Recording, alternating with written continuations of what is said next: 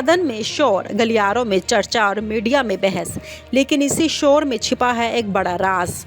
मोदी के संकेत, शाह का उभार और योगी का हाशिए पर जाना।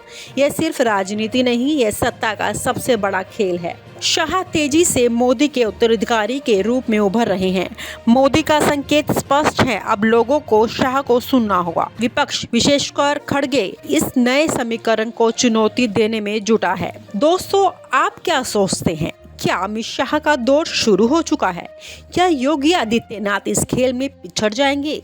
अपनी राय कमेंट में जरूर बताएं। दोस्तों, भारतीय राजनीति में इस समय एक नई पटकथा लिखी जा रही है। संसद से लेकर उत्तर प्रदेश तक सत्ता के गलियारों में ऐसी हलचल मची है जिसने सबका ध्यान खींचा है। अमित शाह संसद के हर मोर्चे पर नजर आ रहे हैं, जबकि प्रधानमंत्री सीमित उपस्थिति के बावजूद बड़े संकेत दे रहे हैं और इन संकेतों में छिपा है भविष्य का सबसे बड़ा राजनीतिक राज। क्या यह मोदी के बाद शाह का दौर है? क्या यूपी के मुख्यमंत्री आदित्यनाथ हाशिए पर जा रहे हैं? और आखिर मल्लिकार्जुन खड़गे की तीखी बयानबाजी के पीछे क्या है? आइए इस पूरी कहानी को विस्तार से समझने की कोशिश करते हैं। सत्ता के गलियारों में हलचल। 2025 का मानसून सत्र, संसद के अंदर बहसें, आरोप प्रत्यारोप और सियासी चालें चरम पर हैं। राज्यसभा में विपक्ष के नेता मल्लिकार्जुन खड़गे ने सवाल उठाया, क्या अमित शाह संसद चला रहे हैं? विपक्ष का आरोप है कि संसद की कार्यवाही में केंद्रीय गृह मंत्री का दखल पहले से कहीं ज्यादा बढ़ चुका है। प्रधानमंत्री मोदी केवल अपने भाषण के दिन आए, जबकि अमित शाह लगभग हर दिन संसद में मौजूद रहे। बहसों में शामिल हुए, विपक्ष पर प्रहार किए और यहाँ तक कि सदन की कार्यवाही को नियंत्रित करते दिखे। राज्यसभा में टकराव, खड़गे बनाम शाह। जब मानसून सत्र में एक बड़ी घटना हुई, राज्यसभा के वेल में सीआईएसएफ कर्मियों की मौजूदगी पर खड़गे भड़क उठे।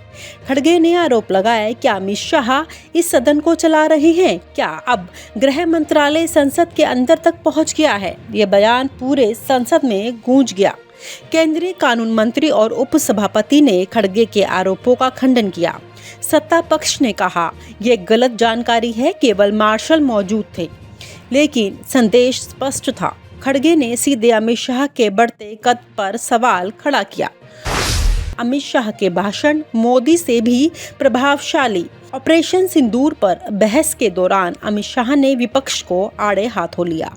उन्होंने कड़ा बयान दिया, विदेशी एजेंसियों पर भरोसा क्यों? अपने मंत्री की बात पर विश्वास क्यों नहीं? इस दौरान कई सांसदों का मानना था कि शाह का भाषण प्रधानमंत्री से ज्यादा प्रभावशाली रहा। वहीं खड़गे लगातार इस मुद्दे पर अड़े रहे कि मोदी सदन में मौजूद क्यों नहीं है। बहस गरमाई, विपक्ष ने वॉकआउट किया, लेकिन इस पूरे घटनाक्रम में अमित शाह सत्ता के असली संचालक के रूप में उभर कर सामने आए। मोदी का संकेत, यह तो शुरुआत है। प्रधानमंत्री मोदी ने एक भाषण में अमित शाह के गृह मंत्री के रूप में सबसे लंबा कार्यकाल पूरा करने का जिक्र करते हुए कहा, ये तो उनकी शुरुआत है। ये वाक्य सामान्य नहीं था। राजनीतिक गलियारों में चर्चा शुरू हो गई। क्या मोदी ने संकेत दे दिया है कि आने वाले समय में शाह की भूमिका और बड़ी होने वाली है? क्या मोदी अपने उत्तराधिकारी के रूप में शाह का रास्ता साफ कर रहे हैं?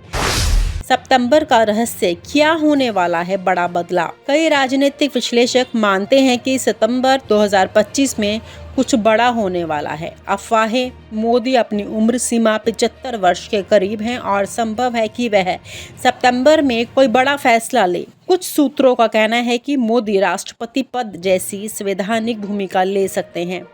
अगर ऐसा हुआ तो अमित शाह का रास्ता पूरी तरह साफ हो सकता है। इस बीच बीजेपी के भीतर भी खलबली मची है। नड्डा, राजनाथ, रिजिजू सभी शाह के साथ बैठकों में दिख रहे हैं। रणनीति का केंद्र अब स्पष्ट रूप से शाह है। योगी आदित्यनाथ पर दबाव, यूपी में नई सियासत बिसात। उत्तर प्रदेश में सत्ता समीकरण तेजी से बदल रहे हैं। मुख्यमंत्री हाल ही में दिल्ली पहुंचे, मोदी और शाह से मुलाकात की। इससे पहले उप मुख्यमंत्री केशव प्रसाद मौर्य और अन्य नेताओं ने शाह से अलग मुलाकात की। राजनीतिक संदेश स्पष्ट है, दिल्ली योगी पर नजर रख रही है।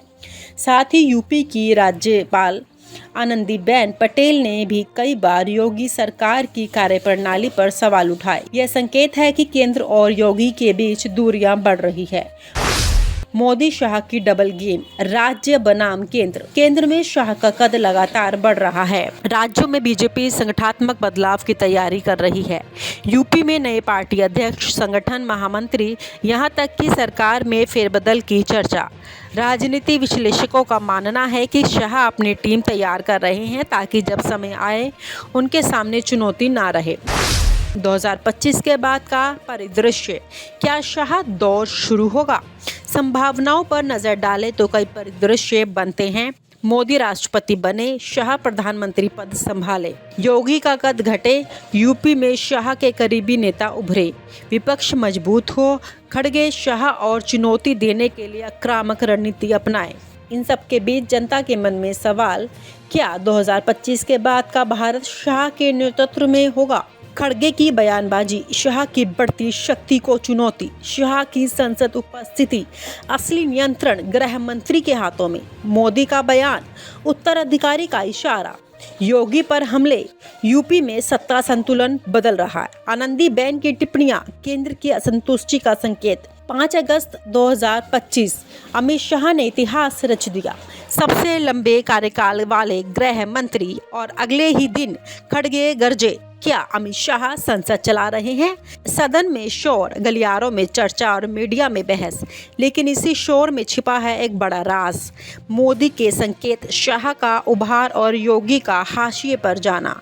यह सिर्फ राजनीति नहीं, यह सत्ता का सबसे बड़ा खेल है। शाह तेजी से मोदी के उत्तराधिकारी के रूप में उभर रहे हैं। मोदी का संकेत स्पष्ट है, अब लोगों को शाह को सुनना होगा। विपक्ष, विशेषकर खड़गे, इस नए समीकरण को चुनौती देने में जुटा है। दोस्तों, आप क्या सोचते हैं? क्या अमित शाह का दौर शुरू हो चुका है? क्या योगी आदित्यनाथ इस खेल में पिछड़ जाएंगे? अपनी राय कमेंट में जरूर बताएं।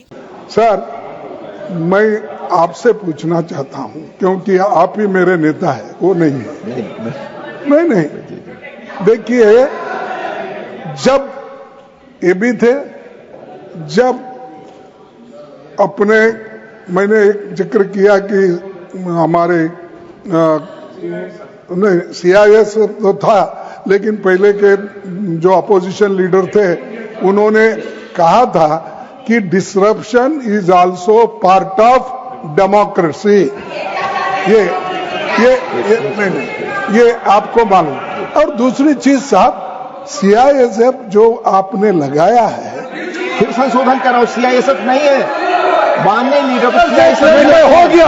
यहाँ सिर्फ मार्शल ही आ सकते हैं। नहीं, मार्शल ही आ सकते हैं। ये देखिए, मैं पूछता हूं आपको, क्या ये सदन आप चला रहे हैं? क्या होम मिनिस्टर अमित शाह चला रहे हैं? ये गलत आरोप है। कौन चला रहे हैं? गलत आरोप है, क्योंकि उनका 2004 से 14 में अखंड सोनिया मनमोहन की सरकार थी 10 साल की, और 15 से 25 अखंड रूप से नरेंद्र मोदी जी की सरकार। कश्मीर में टेरर इंसिडेंट 7217 हुए थे 2004 से 14 में। 70% की कमी के साथ 2150 हो गए 1525। नागरिकों की मृत्यु 2004 से 14 में 1770 हुई, 2015 से 25 में कम होकर 357 हो गई, 80%। सिक्योरिटी फोर्सेस की मृत्यु 1060 हो गई उस वक्त, और हमारे समय में 542 हुई, और टेररिस्टों की मृत्यु में 123% की वृद्धि हुई। ये हमें पूछ रहे हैं क्या हुआ? आंकड़े से भाग नहीं सकते भाई, आंकड़े से भाग नहीं सकते। और अब मैं कहता हूं कि धारा 370 ने कश्मीर में आतंकवादी इकोसिस्टम को नष्ट कर दिया है, जिस धारा 370 को आपने इतने साल तक बचा कर। हमने जीरो टेरर प्लान बनाया है, एरिया डोमिनेशन प्लान बनाया है, मल्टी लेवल डिप्लॉयमेंट किया है, सुरक्षा जेलें बनाई हैं, 98% ट्रायल अब वीडियो पर हो रहे हैं। हमने संचार साधन बसाए हैं और 702 फोन विक्रेता जेल में डाले, 2667 सिम कार्ड बंद किए। हमने एक जमाना था साहब, 10-10 हजार लोगों के जनाजे निकलते थे। पूरे देश ने घटनाएं देखी होगी, बुरहान वानी मर गए, फला मर गए, ढिका मर गए, 10-10 हजार। अब जो मारा जाता है उसको वही दफना दिया जाता है। किसी भी आतंकवादी को उसका महिमा मंडन करने के लिए जनाजे की इजाजत नरेंद्र मोदी के शासन में नहीं। और आप हमसे जुड़े रहने के लिए सब्सक्राइब करें YouTube पर, फॉलो करें Twitter पर और लाइक करें Facebook पर। और ज्यादा जानकारी के लिए आपको टाइप करना होगा सिर्फ न्यूज नशा।